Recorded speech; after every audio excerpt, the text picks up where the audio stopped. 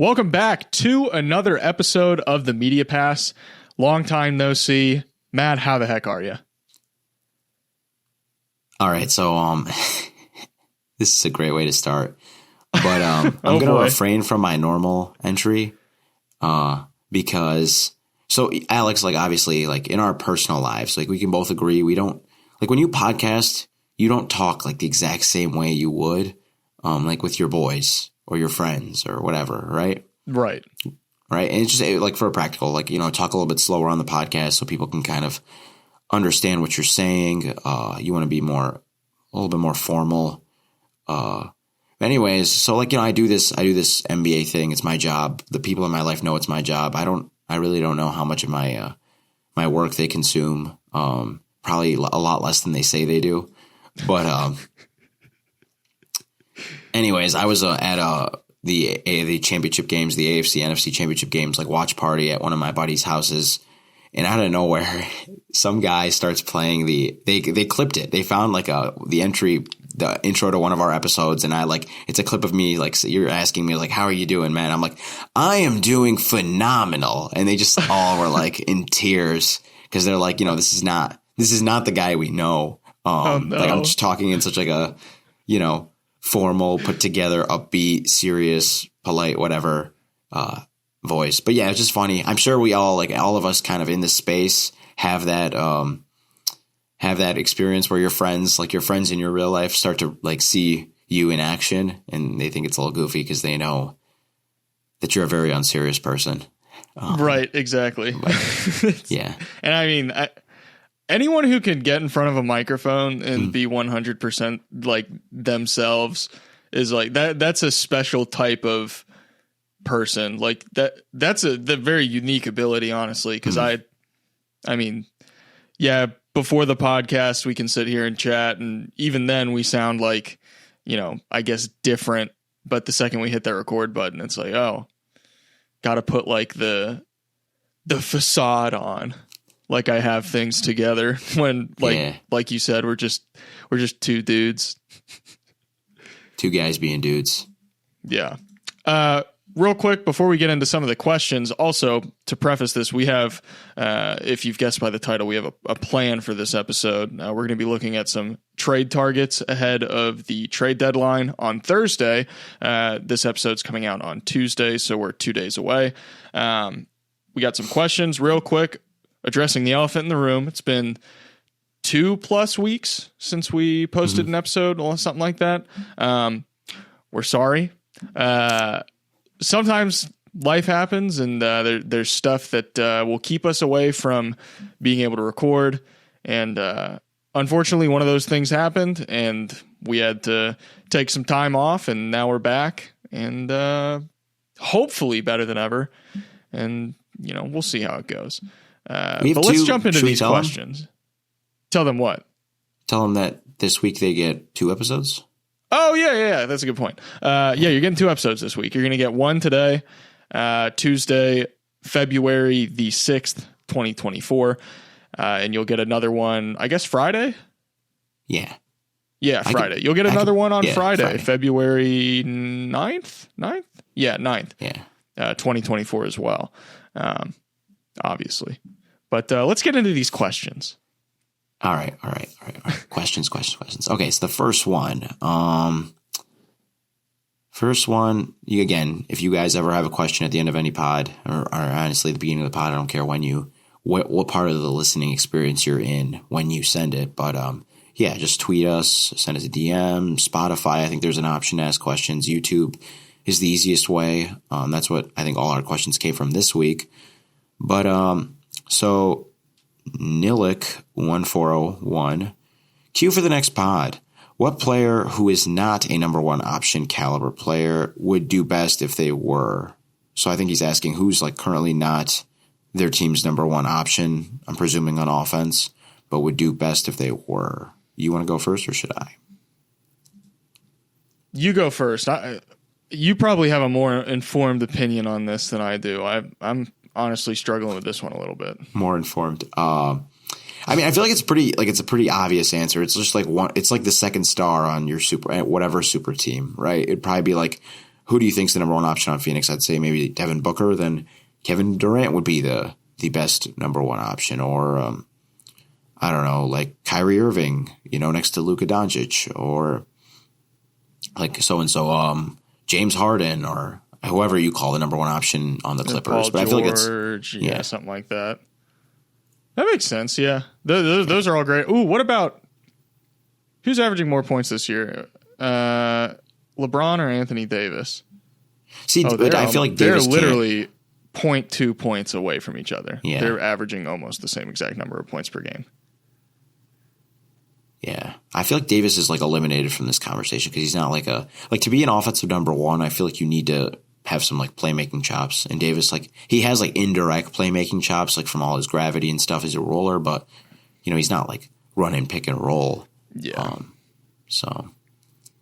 Yeah, I feel like that's pretty straightforward. Maybe there's like he's asking like who's like a sneaky one, like kind of like who's like the next Jalen Brunson, maybe. That's an interesting. Yeah, that's tough. I don't know off the top of my head if I could think of one. No, I can't. That's like a very interesting topic, but I couldn't begin to give you like a meaningful answer. That could be a podcast topic. Write that down. Yeah, write it down in our notes. Then Cammy1720 says, love the pod. Does the NBA need 82 games? Not even from a injury prevention perspective. There's just way too much basketball. Nobody can afford to miss a minute of football because there's almost none of it. So he's talking about like the supply demand thing. I'll say this. This is just my boomer take. I would say like I'm a pretty open-minded guy about a lot of facets of life. One of them is not the 82 game thing. My thing is, and this is like the argument for any conservative take, I guess, in the history of everything, but it's always the way it's been. And for the sake of record keeping, like, the all-time points record, the all-time rebounds record, we kind of have to keep doing it this way. And it just, from a revenue standpoint, I know how the TV deals are structured. It kind of needs to be 82 games anyways. And then having 82 games gives coaches room for experimentation with lineups and all this crazy stuff that they can work out. But for me, it's just like, I think even though when I'm talking about greatest player of all time, I don't really look at who has the most points of all time or the most assists or most rebounds. Like people care about that stuff. Like LeBron James chased the points record, right? Like we want to have like future players who can break those records. It's fun. Having thinking about somebody breaking Steph Curry's 3-point record and such and such. So, yeah, it's not fun to like discuss like who's the all-time leader in points per 100 possessions, so I think you have to stay at the 82 game thing. Yeah. And I think the discussion of the 82 game season is more a question when it gets brought up, people will discuss it through the lens of like injury prevention, and they'll say we need fewer games so that players get injured less. And obviously there's conflicting data about whether or not that is the case. I don't know. Only the scientists that are researching these things know, the doctors and the people in the league office, whatever. I don't know what exactly the data says and what the true accurate data is regarding injury prevention relative to game load or whatever. I think it's more a question of should the season be longer, keep the same number of games, just have more time in between games. I think that's a more interesting discussion that I think is productive.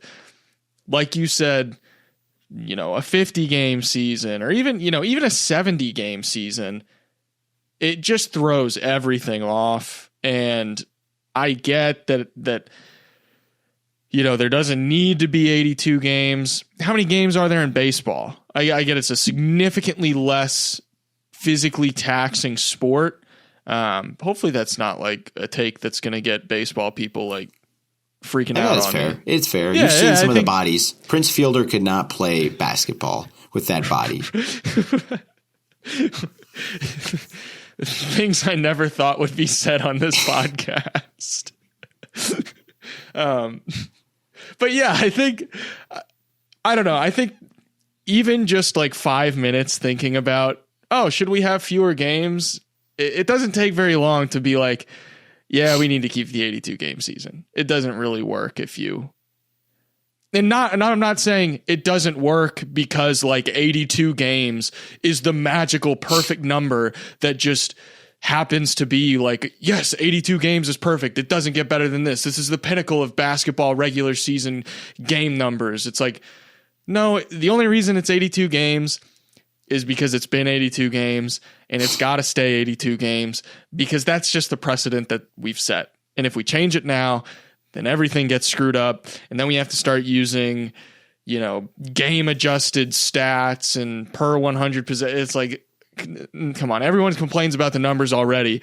You want to start hearing a bunch of nerds talk about numbers, lower the number of games in the regular season, and you're going to get people losing their minds over the fact that people are using per 75 possession stats now. I get heat for using per 75 possession stats in my videos now.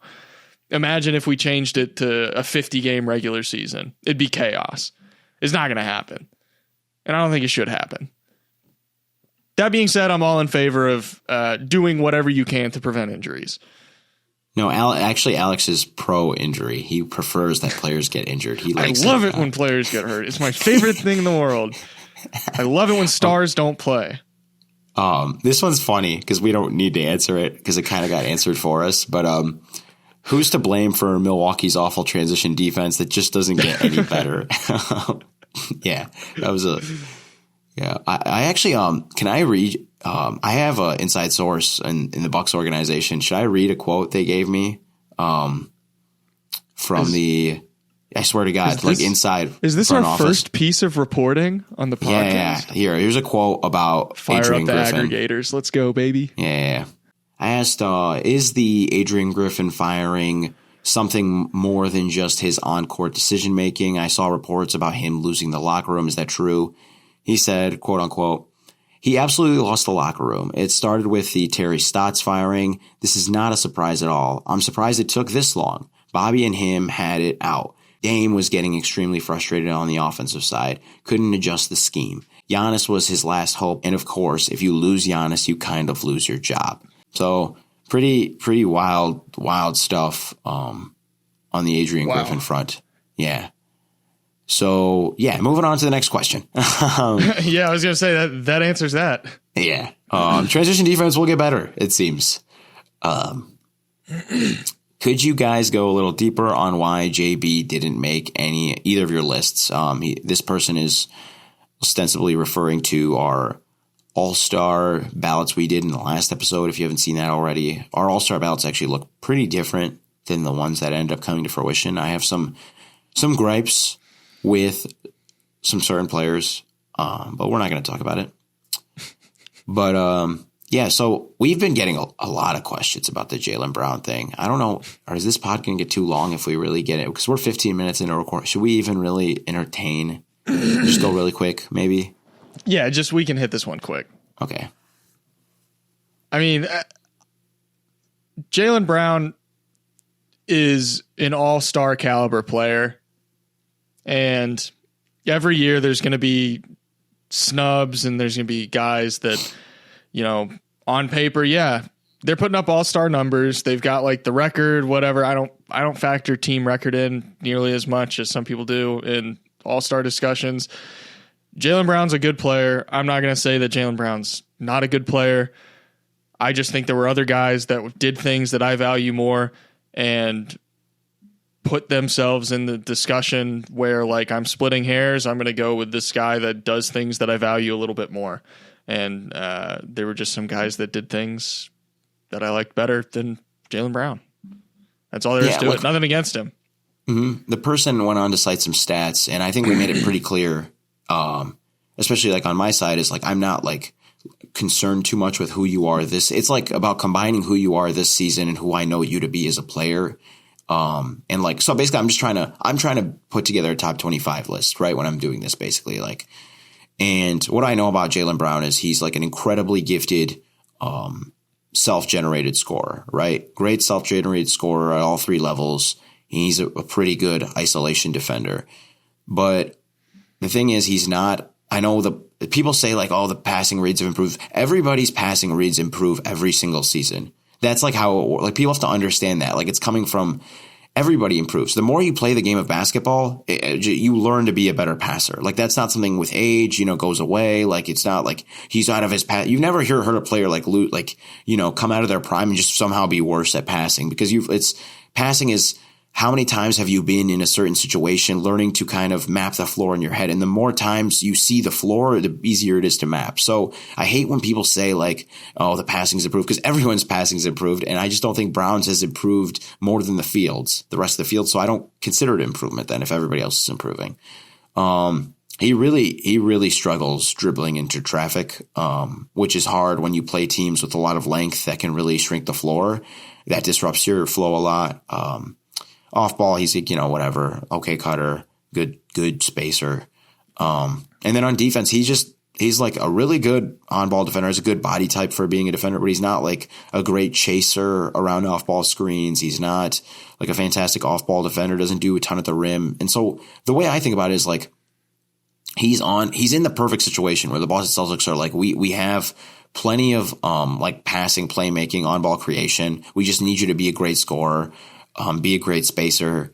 And then on defense, like we have all these guys who can, switch with you. Like we don't have to worry about you chasing screens. Like you switch off ball screens, switch on ball screens, right? Because we have so many great defenders around you where it's like, I feel like on so many other teams, like the numbers look less gaudy and he looks more like a top 35, 40 player than a top 25 player to me. So that's kind of where I'm at with it. We'll probably argue with fans about this until the end of the podcast. So yeah. Sorry. Agree to disagree. Well, he's a fan. I'm not mad at anyone who has him as an all-star. He just doesn't do it for me. That's all. Yeah. Is that the last question that we had? Yeah. Okay. Yeah, let's get to the meat of this. Before we get started, though, I have a fear, Alex. I'm kind of worried. So, like, this year is probably the first year, like, I've ever, like, taken, like, weeks ahead of time to, like, plan my, like, cater my schedule around Wednesday, Thursday, Friday so that I can just be working like all day, like be ready to go. Right. Cause like, now that this is my third season covering the league, like I kind of know what's necessary of me, like in terms of like what I need to be available to do on trade deadline. Like you're not watching any film on Thursday. You can't, there's just too much going on. You got to be ready to tweet. You got to ready to make articles and have, opinions and stuff. You're not watching any film on Thursday. But anyways, with all that said, like I am worried that this is going to be a very bad trade deadline in terms of moves. Like there's not going to be hardly any moves. I'm getting kind of worried about that. I feel like I think Bobby Marks had an article about it like 2 days ago, basically laying out the new CBA implications for trades. And I only understand like up to a certain level of that stuff. Some of the CBA stuff can get a bit, I studied marketing in college. I'm not a numbers guy. So like once it gets to a certain level of highbrow money talk and all these different restrictions and stuff, I kind of get a little dizzy. But I really think that the new CBA is going to handcuff some teams who otherwise in years past could and would be willing to be aggressive on the trade market and do whatever they can to go all in, but they just won't be able to because I believe it's after this offseason the new CBA stuff kicks in and things get a lot more punishing if you're over that second tax apron. For those who don't know, you've got the salary cap and there's a first apron and a second apron. Once you're paying over that first apron, over the salary cap, that's when you start having to pay the luxury tax. That's when you start having restrictions on what trades you can do and how closely the money needs to match. Once you get over that second apron, it gets like the NBA's made it to where it's like basically impossible to make meaningful trades once you're over that second apron. You can't trade. There's like restrictions on the picks that you can trade, how many picks you can trade. The money has to match within like, I think it basically needs to be a 1-to-1 match money wise. Like it has to be bang on perfect money matching. And it's kind of understandable. I get why the NBA did it that way, because it's to deter teams that are already spending so much money from being like, oh, we can exploit this thing in the CBA to go out and get even better, and et cetera, et cetera, et cetera. We can just spend more money. But yeah, I think it's going to result in the trade deadline, which has usually been like a Christmas for NBA fans. It's now going to be like, okay, they traded for, somebody traded for DeLon Wright.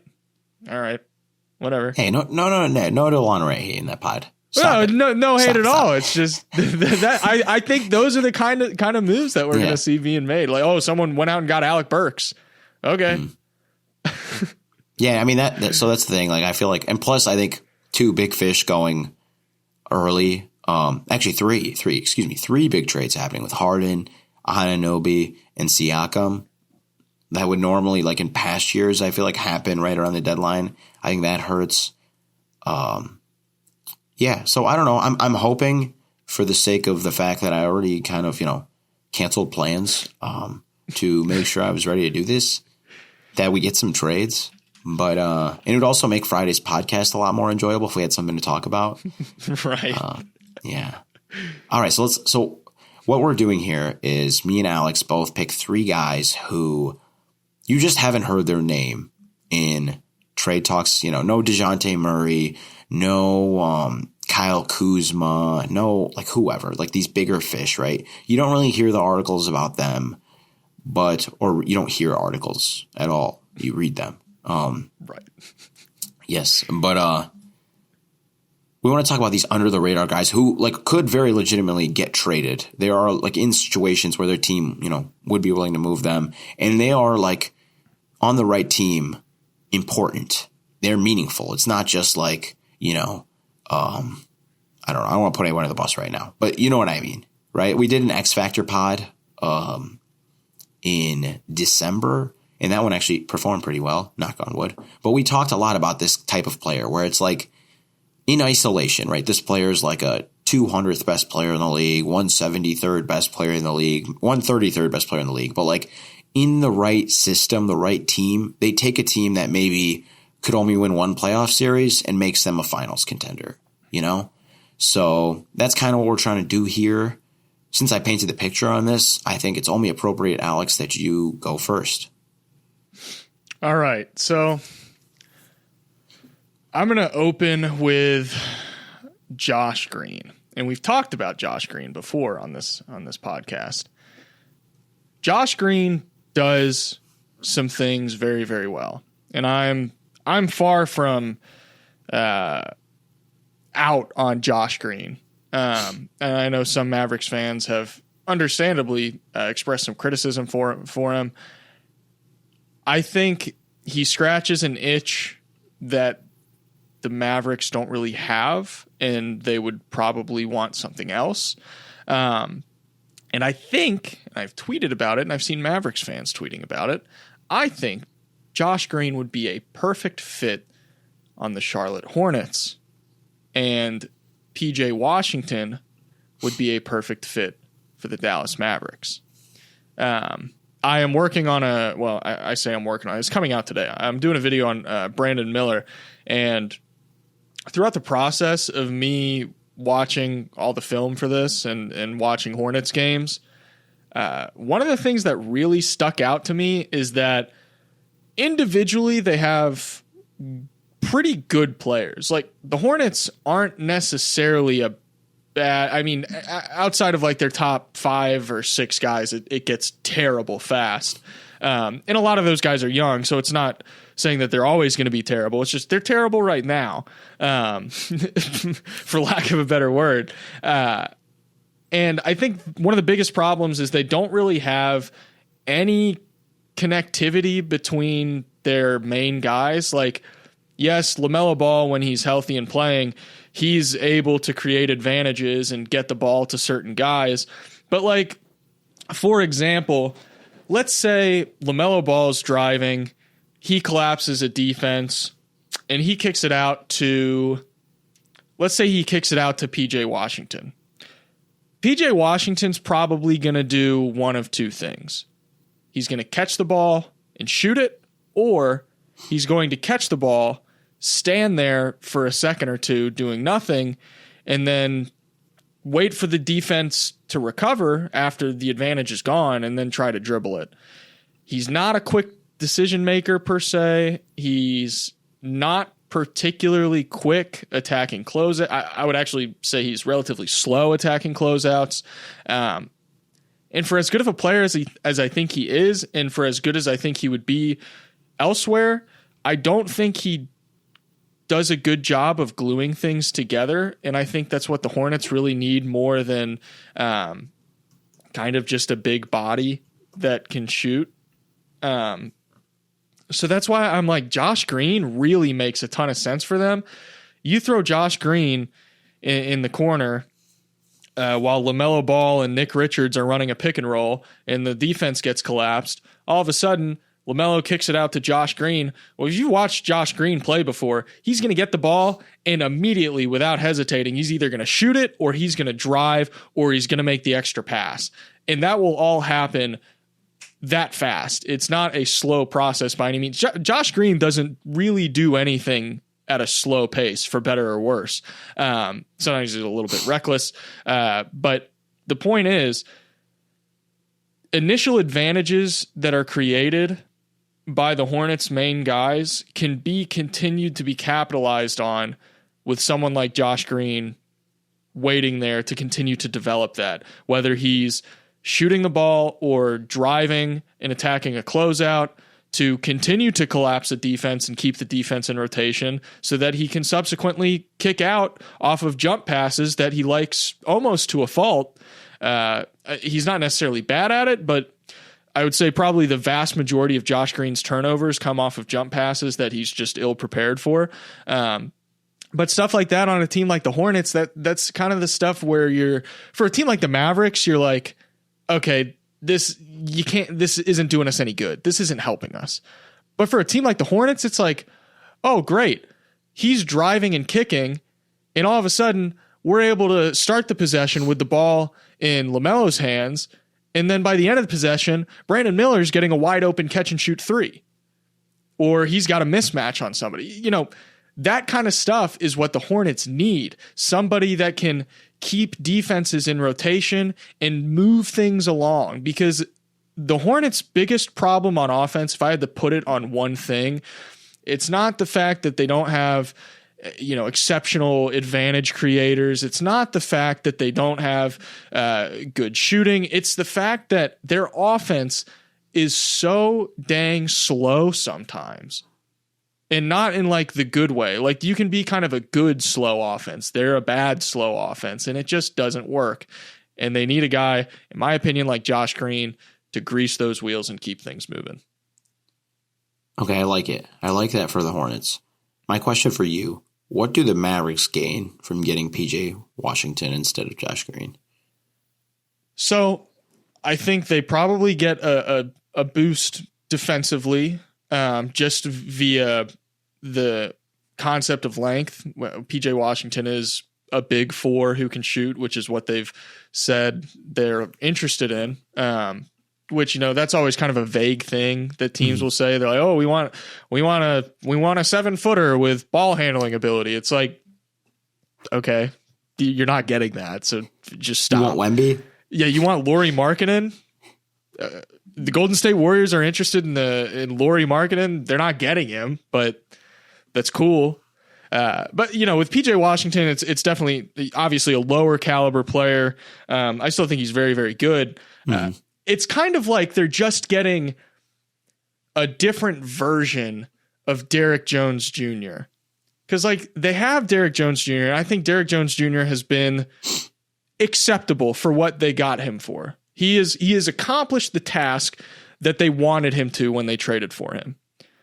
But I think getting a guy like PJ Washington, who can be the yin to Derrick Jones Jr.'s yang, would help offset some of their imbalances without giving up too much defensively. Because PJ Washington, I'm not going to sit here and argue that he's some exceptional defender, but I don't think I would say the worst thing I can say about him is that he's not always the most aware defender, but I think he can hold his own defensively, whether he's in space or, camped out in the paint. He's got the length to be able to hold his own. He's mobile enough to not get just absolutely cooked.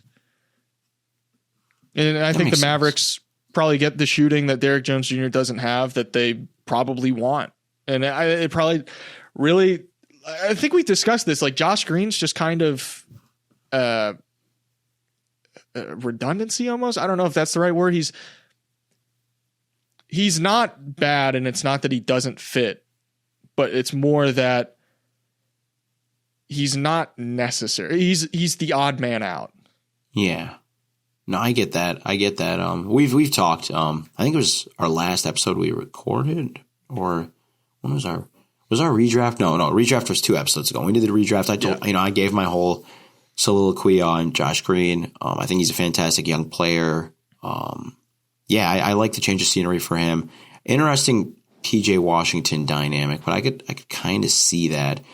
He showed us last year when the Hornets were good on defense in the second half of the year that he can defend in a team concept like really well. So yeah, I like that. Let me get to my first one. You know what? Let's start with Corey Kispert. Okay. All right. I have not.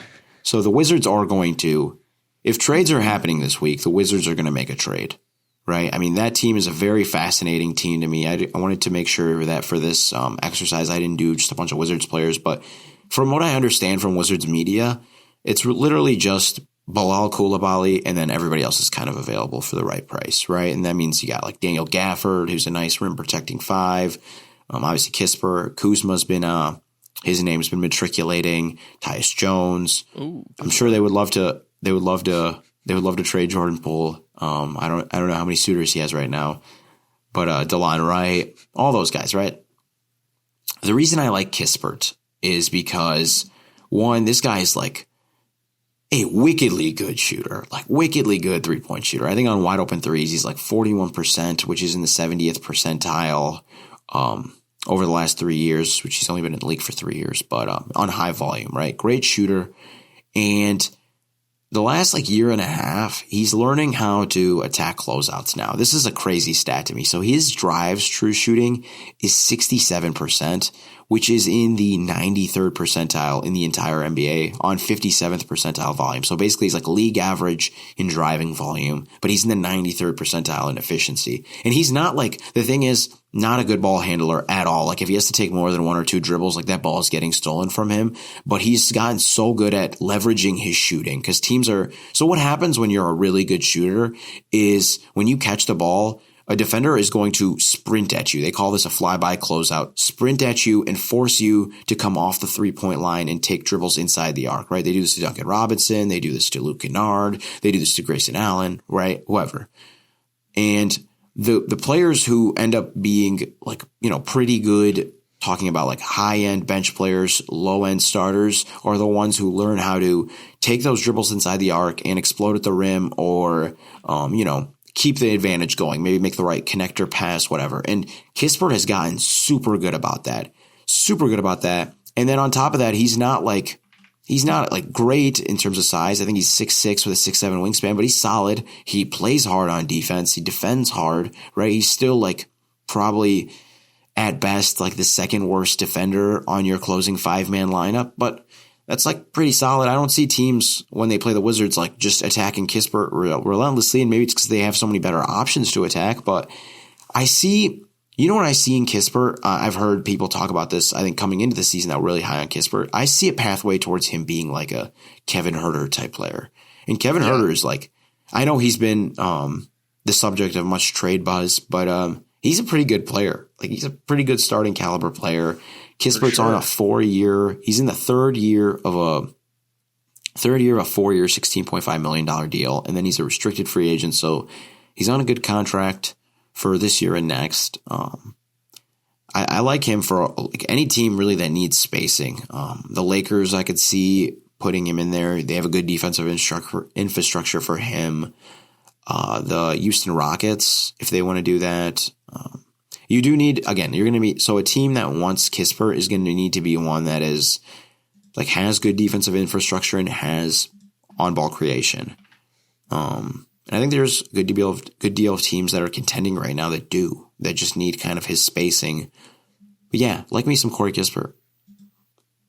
I'm totally with you on Corey Kispert. I was actually looking for the stat that I pulled up about him. Well, it wasn't about him. I was working on a video about Jordan Hawkins.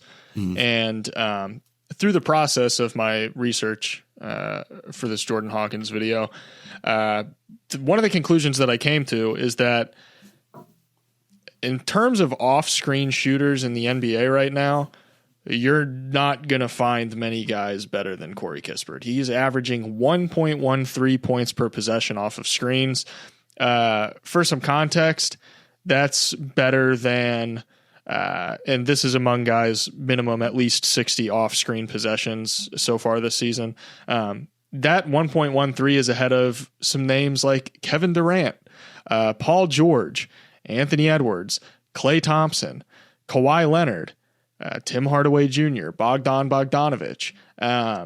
Corey Kispert is insane as an off-screen shooter, and I tweeted this.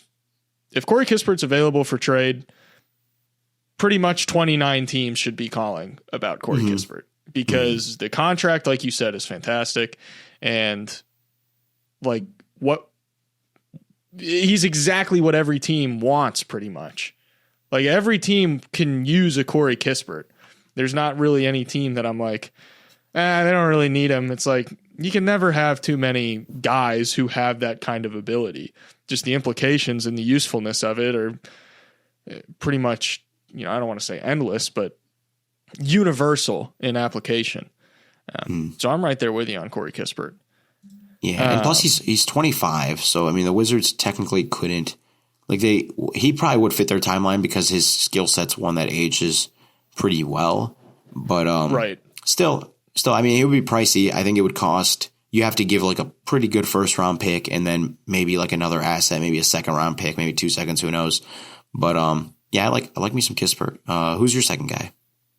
So I guess since I mentioned a Hornets player during the Josh Green stuff, I'll mention another Hornets player.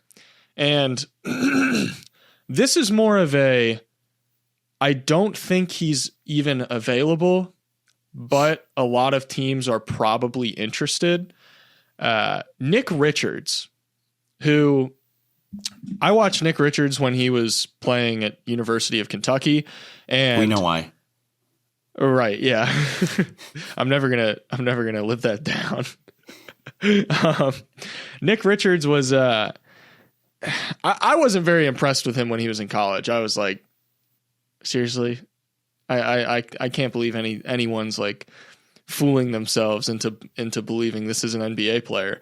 But I will eat my words. Nick Richards, has developed into what I would consider a very, very solid, serviceable NBA 5. He's not going to stretch the floor. He's not even going to stretch the floor into the mid-range. But if you need like a Daniel Tice, well, not even Daniel Tice, that's a little bit too, borderline replacement level. If you need a Zubats, or you need what's another good, if you just need a 25 minute per game center who's going to come in and they're going to screen really, really well, and they're going to rim run and they're going to hold their own around the rim, Nick Richards is your guy. I think he is very, very good in a strictly defined role. And, honestly, some people may look at this as a bad thing. And I'm maybe I've become brainwashed at this point that I've persuaded myself that this is a good thing. He gets called for a lot of illegal screens. And I think the difference between the player that screens illegally a lot and the player that doesn't screen illegally very much is that the first player is just getting called for it more. I think everyone pretty much, if you're an active screener, regardless of whether or not you're like actually committing an illegal screen or not. Like some guys just get called for it and some guys don't. I think Nick Richards, because he's on a team like the Hornets, is going to get called for it way more than a guy like Sabonis, who's on the Kings, or a guy like Draymond Green, who's on the Warriors. It's like those guys they're not going to get called because they're good teams. Bad teams get called for illegal screens. And Nick Richards, I'm like, let's think about it. You throw him on, and I'm picking a random team here. Let's say you throw him on a team like the Lakers as like their backup 5 when Anthony Davis is on the bench. You throw Nick Richards on the Lakers, he's not getting called for illegal screens nearly as much as he is. Even though he's probably still committing them, he's not getting called for them. And, any team that wants to establish strong pick and roll gravity and take advantage of the implications of that, Nick Richards, you really can't find a better option. I also think he's a pretty decent, I'm not going to say he's a good defender in space, but like he's not just going to get immediately cooked. He's not the most slow-footed big I've seen. He's far from the worst traditional 5 when he's forced to guard out to the perimeter or play at the level. That may just be a byproduct of youth, but he can move his feet when he needs to. He's not a lockdown defender, but he can hold his own at the rim. It's gotten to the point from watching Hornets film now that I'm like, I don't even know if they would trade him, because he's just been like value wise, bang for your buck 5. I'm like, you really can't get much better than that, especially with how the Hornets are right now. So. Yeah. One thing. Okay. So I will say your conversation with me kind of sparked my looking into this, but it was when we were talking about the Clippers way back when in like December, right? And talking about our fear of maybe Zubac or Plumlee getting played off the floor, right? Like these big kind of traditional big men getting played off the floor in the playoffs. But like the way the game is trending, it's like those guys are like back. Like I was looking at it. I did a study with a very well-respected analytical mind in the NBA community.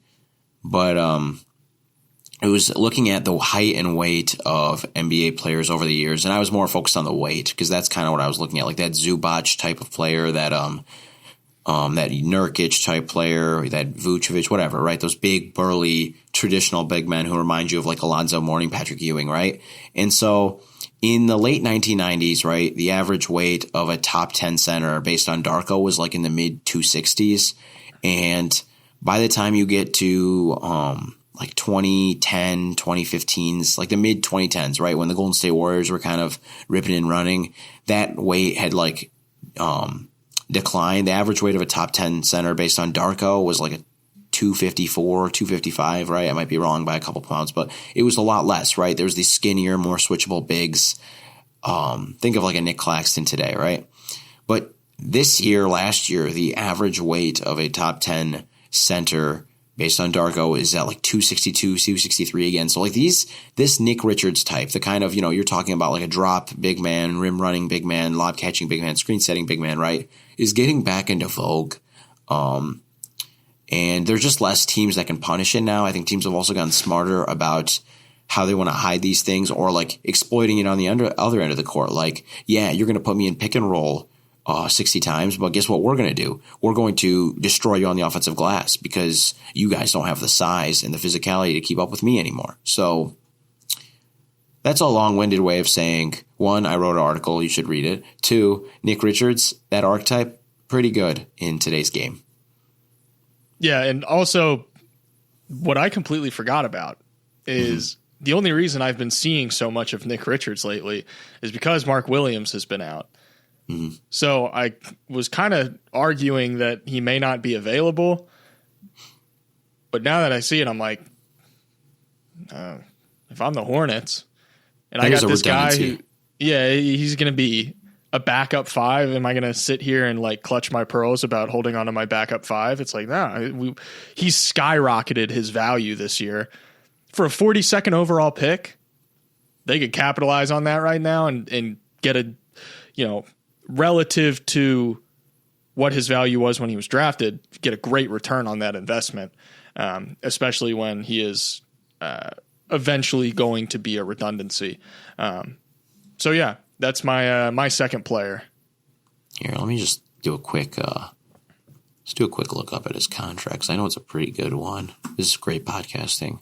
Yeah, so he is in the first year of a 3-year, $15 million deal. So that's really good. Backup big man at $5 million a year. High level backup big man. I like that. Like that a lot. All right, my second guy is Isaiah Stewart. He's a hometown guy. I had like massive expectations for him. It hasn't really worked out in Detroit, unfortunately. And I think so. The big thing, the thing with Stewart is he's too small, like height wise, length wise, to be a starting five, right? Too small to do that. So he's got to be a power forward. But the thing is, in today's NBA, when you're playing next to like these more traditional fives, like Jalen Duren is, like Nick Richards is, right? If you're the 4, you need to be able to, shoot, be a good spacer, attack off the catch, make connector passes, all that, drive, right? And he's just not that good at any of those things. He's getting better as a shooter, but he's still only 34% on wide open threes, which is like in the low, like the 20th percentile or something like that throughout the league this year. So he's like, if he's your worst spacer on the floor, that's fine. But if he's your second worst, that's a big problem. And on the Pistons, he's usually always their second worst because they're playing Jalen Duren or James Wiseman. Although now they have Muscala, but there's a different thing for a different day. But so he's a bad fit on this Pistons team. But he's still like a really like valuable piece to me in that, first of all, he's a great defender. Even though the Pistons are bad on defense, he's in the 91st percentile in defensive EPM. And that's huge to me because these like EPM stats, right? These one number metrics, especially on the defensive side of the ball, are really dependent on how well your team is doing, I feel like. And the fact that his team is bad on defense and he's in the 91st percentile in that stat is very promising. He's strong. He's built like an ox. He's a great screen setter. He plays like with an incredible motor. And I feel like he's a great guy for teams that have a lot of spacing, have like a 5 who can do things on offense, to put in at that 4 spot so he can handle like the bigger guys we've been talking about, the Jokic's, hopefully he can play this playoffs, but the Embiid's, the Giannis's. He's great, by the way. This season, Embiid and Giannis are like a combined 11 for 35 from the floor when Stewart's guarding them. And I know matchup data is finicky, all this and that, all the caveats, but that's promising, right? That's promising, especially with that body type. So he's like a great guy to handle those bigger bodies. Like one tactic that's becoming super popular now is I don't know if this is the name for it, but the man spy technique, where you don't put your best rim protector on the other team's like superstar center. Like what the Lakers did is they put like Rui Hachimura or LeBron James on Nikola Jokic and then let Davis kind of guard a non-shooter and be like that second line of defense, that help defender. That's like a really popular technique. So you could do that with Stewart, where you put him as your 4 and then you put your rim protecting 5 as the spy to help like that. Some teams I think he's a great fit on the Celtics. I know he just signed an extension and there's some money that needs to be made to work, whatever, but I really like the on-court fit with the Celtics. They have a trade exception too. Yeah, they do have that. I forgot about that. That's big. Mm-hmm. I like him on the Kings. Yeah, that's a good one. Yeah, I like him on the Kings next to Sabonis. Even though I worry a little bit about the spacing fit between him and Sabonis, but I don't know. I still like it. I like him on the Thunder, although I worry that he doesn't fit their style of like everybody's got to be super skilled. Everybody's got to be able to put the ball on the floor and attack. So I worry about that. But I do like the idea of him coming in, bringing more size, like physicality. Yeah, I like me some Stu. And this year, I think one of the big things as an analysis I've grown in is my understanding that you can win with poor spacing if you win the physicality battle. And guys like Stewart help you win that battle. So, yeah. Yeah, I've been a big kind of proponent of Isaiah Stewart throughout the course of his career. I know definitely shaky at times, but I think he's done a great job of proving his adaptability, because originally he started out as a 5, and then they asked him, okay, you need to learn how to not learn, but you need to become a somewhat reliable shooter, and you need to be taking and making threes. He's like, all right, I'll do that, and I'll be a 4. And now he's doing it and just doing what he's asked. And outside of like all the just like tactical stuff that you've discussed, which I think is incredibly important and a testament to why he's a meaningful target for some teams, it's also just like, that's a guy you want on your team where you can just ask him to do something or learn how to do something and he'll figure it out as long as you give him the infrastructure to do so. And the fact that he was able to do that with the Pistons, it's like, man, imagine him in an organization like the Celtics. I think that's a great pick. My last player is going to be a little bit different from kind of what we've talked about, where like we're like, oh, this guy's like sneaky good, under the radar, low usage or like not big minute player, but they're like quietly good. I'm going to say that this guy is, I wouldn't even say that he's quietly bad. I'll say that he's loudly bad. Kyle Anderson is my third player, not for positive reasons, but because I think the Timberwolves are being held back egregiously by having to play Kyle Anderson 21 minutes a night. Kyle Anderson is just, I don't want to say like outright that Kyle Anderson is a bad player, because that's not true. I think he can still defend. I think his defensive advanced stats are a little bit juiced, simply because of the fact that, like you said, all-in-one defensive metrics typically favor teams that are good or typically favor players that are on good defenses. I think that's probably the case for Kyle Anderson too. Not that he's a bad defender. I just don't think he's like the great defender that some of those metrics make him out to be. When Kyle Anderson is on the floor for the Timberwolves, let's lay some groundwork here. The thing I'm most concerned about with Kyle Anderson is how he impacts the Timberwolves offense, which is already a shaky offense. It's not bad, but it's in the half court especially, it's not great.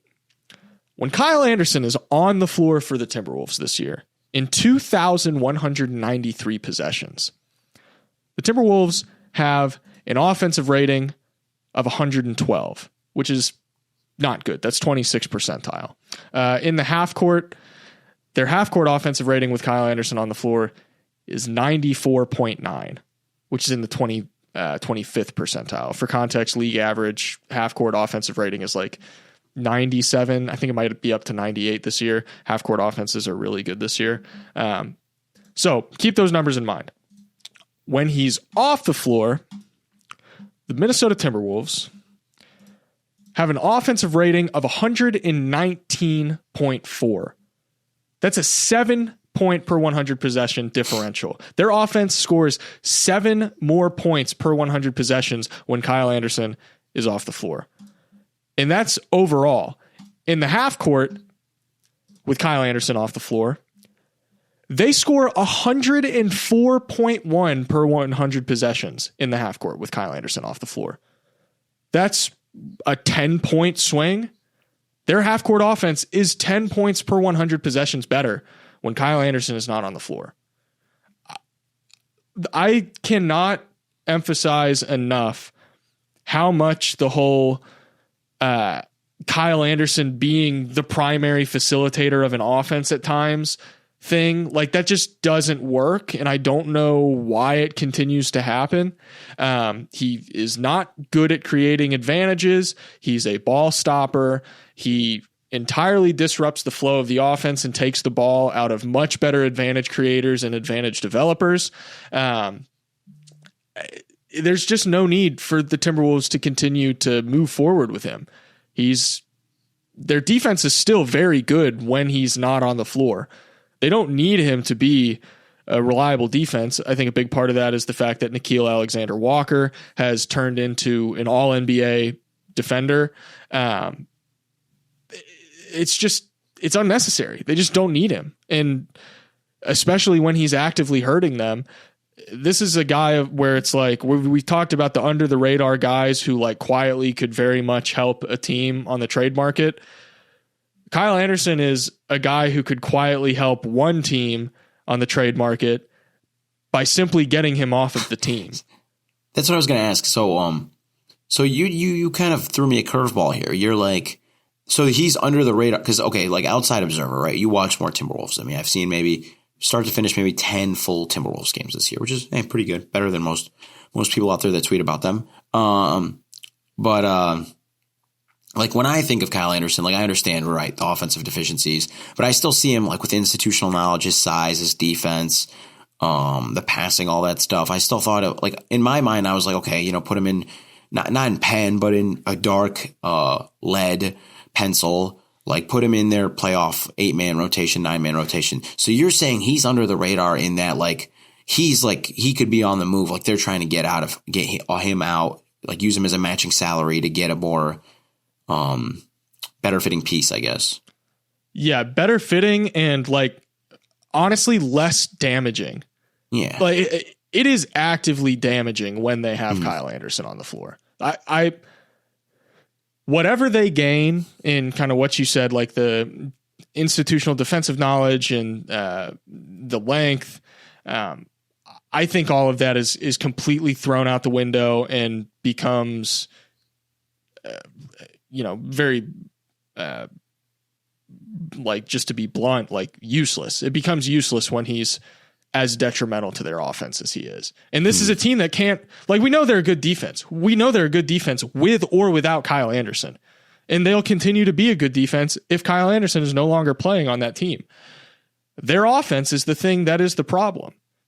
They can be a good offense, but I would argue there's not really a context where Kyle Anderson can be on the floor for you and you're like a good offense, especially with how much the Timberwolves seem intent on using him in the offense. Like, it just doesn't make sense to me why he's as involved as he is.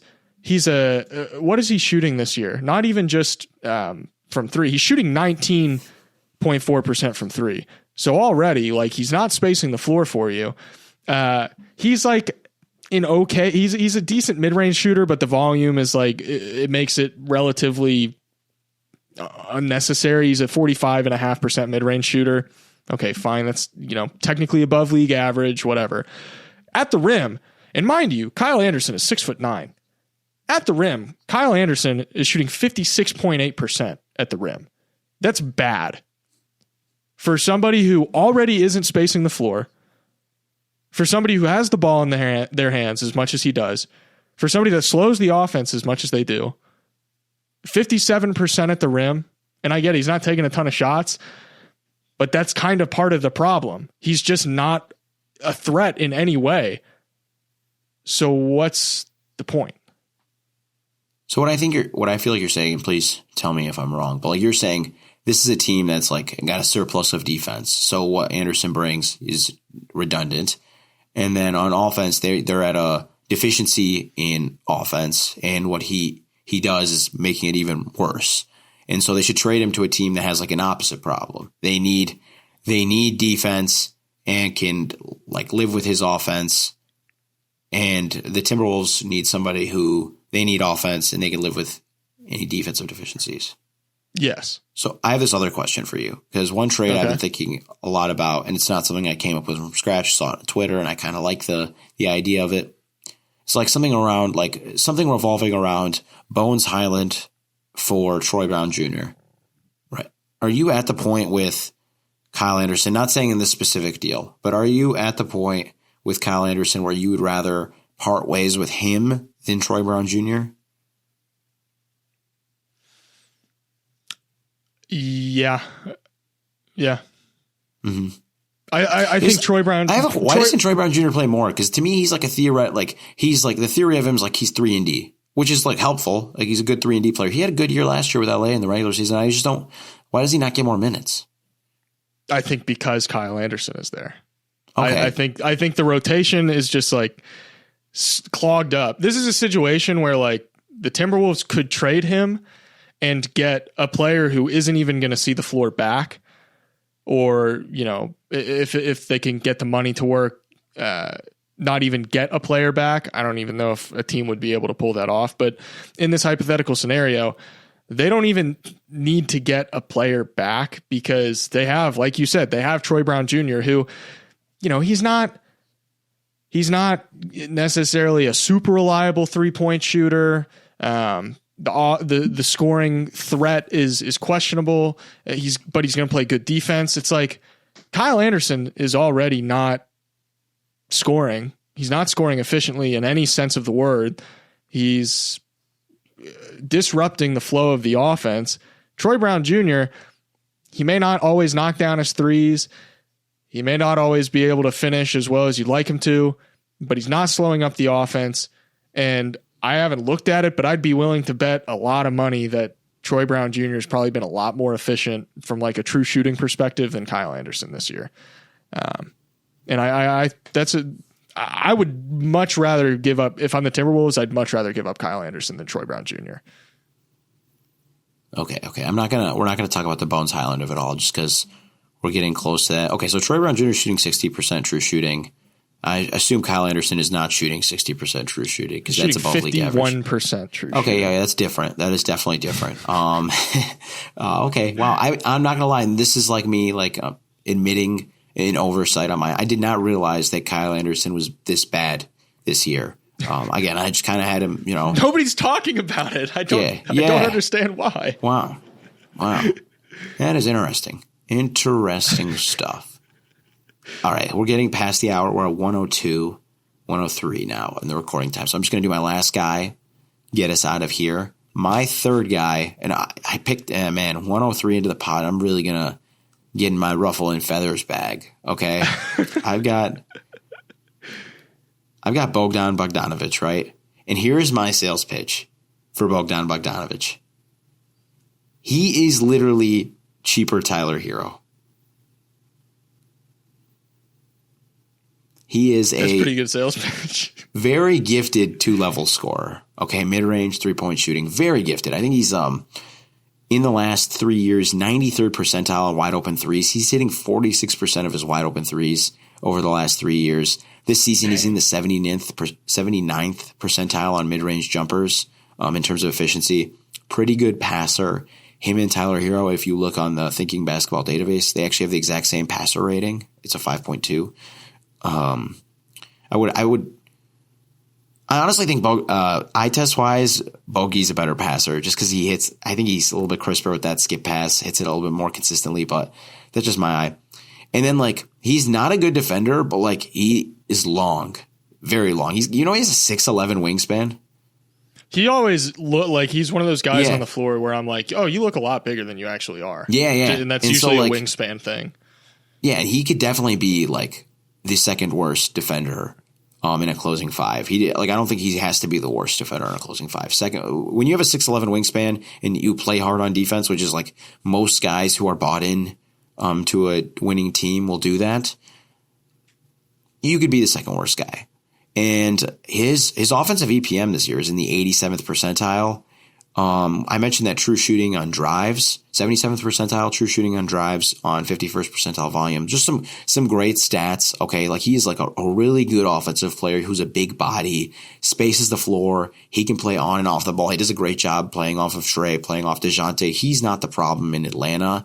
I know this team is looking to get off money. Okay, and I know the Murray thing is the big avenue for them to get off money, but I think this is also a way for them to get off money and get some assets back, because I would definitely be willing to give at least a first-round pick. He's at least worth a solid first-round pick, and then maybe a little bit more, maybe a late second-round draft pick you drafted a couple of years ago with some upside, or some future seconds. he's a really good player. I think he's a candidate for Sixth Man of the Year this year. His contract is awesome. He's in the first year of a 4-year, $68 million deal. The last year is a team option too. So, I mean, that's a great, like, nowadays to pay, like, I would say Bogey is a starter caliber player in the NBA, right? He's a top, 150 player in the NBA. And to be paying a top 150 player in the NBA, like, what is that, 14 million annually? That's probably pretty good nowadays. I feel like I had like a list of teams that might want him, but I feel like any team who has like an on-ball creator that they can play next to him and like isn't just like awful on defense, like has like a solid defense, could use some Bogey in their life. I don't think he's going to get traded. I think Murray's going to be the guy to go. I think his contract's really good, and Atlanta's not going to go full rebuild mode. And so I think he'll probably end up staying. But if he does go, this guy, if he's on the right team, like if the Lakers got him instead of Murray, I would feel really good about them as a basketball team. Like if they had Reeves, Bogey, LeBron, Rui, and Davis as their like closing five, I would really like them as a basketball team. Yeah. Yeah. Any closing thoughts on solid. that? Mm-hmm. So I think an interesting question to wrap with is, of the 3 players that each of us mentioned, we'll say for each of us, for my 3, who do you think is most likely to actually be traded? And then for your 3, I'll say who I think is most likely to be traded from your guys. So you go first. Who do you think is most likely to be moved? Oh, man. Now, you really sold me on the Kyle Anderson thing, so I kind of want him to be the guy who gets moved, but I'm going to say, because I've heard a little bit of rumblings, I could see Nick Richards getting moved at the deadline. From yours, I'm kind of torn between,